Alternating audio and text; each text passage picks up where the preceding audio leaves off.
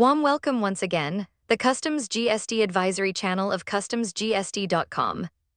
Brings this video on one of most disputed tariff heading. Have you ever wondered why so many imported food products are suddenly classified under CTH 2106 by customs official?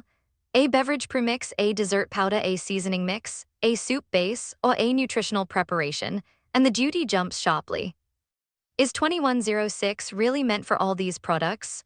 Or is it a residuary heading that should be used only as a last resort? In this video, I will explain the general legal principles of customs classification and why heading 2106 has become one of the most disputed headings in Indian customs. Heading 2106 falls under Chapter 21 of the Customs Tariff, which deals with miscellaneous edible preparations. The key words are food preparations not elsewhere specified or included. These words are extremely important. They mean that heading 2106 is not the first heading to be preferred and considered. It applies only when the product is not more specifically covered under any other heading of the tariff. This is the foundation of the entire dispute. In practice, many food products contain multiple ingredients, for example, milk solids, sugar starch, cocoa flavors, spices stabilizers, vitamins or proteins. Because the product appears complex, there is often a tendency to move directly to 2106, but complexity alone does not justify classification under a residuary heading. A product may have many ingredients and still be specifically classifiable elsewhere. Under customs law, classification begins with General Rule for Interpretation 1, commonly called GIR 1. The GIR 1 says that classification is determined according to the terms of the headings and the relevant section and chapter notes. This means we must first read the tariff itself. If a specific heading clearly describes the product, the inquiry should normally end there. For example, a preparation based on milk, cereals, or starch may require examination of heading 1901 before considering 2106. This is the most important principle.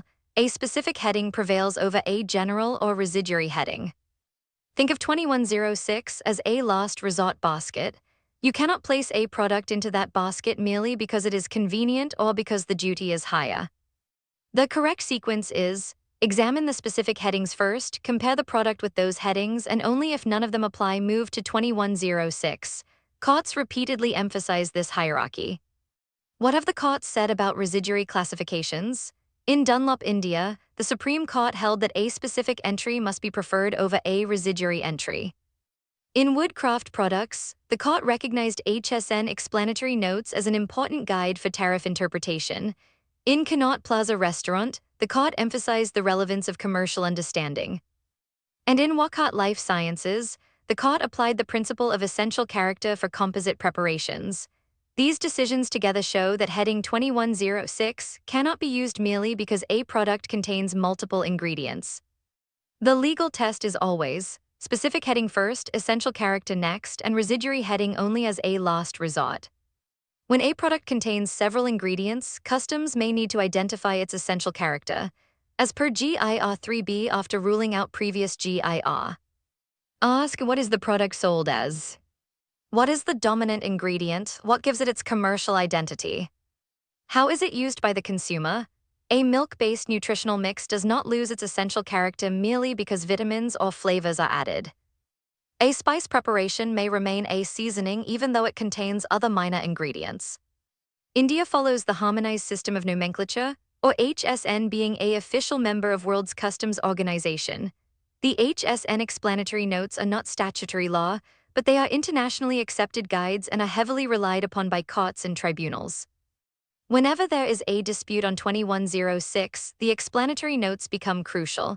They help determine what is included in Customs Tariff Heading, what is excluded in Customs Tariff Heading, and which competing heading is more appropriate.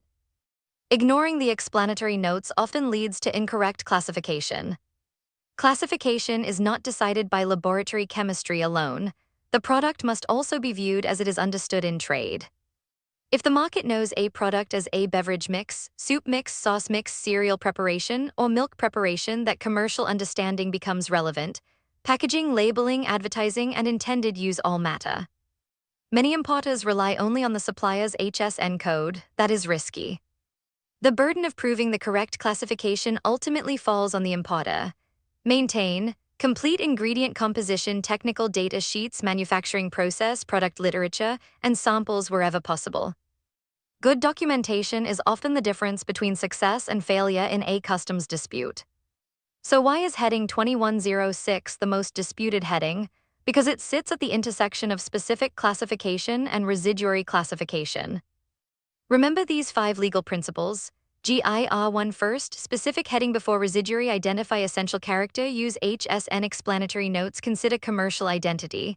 And the most important message, 2106 is not a dumping ground for all food products. It is a heading of last resort.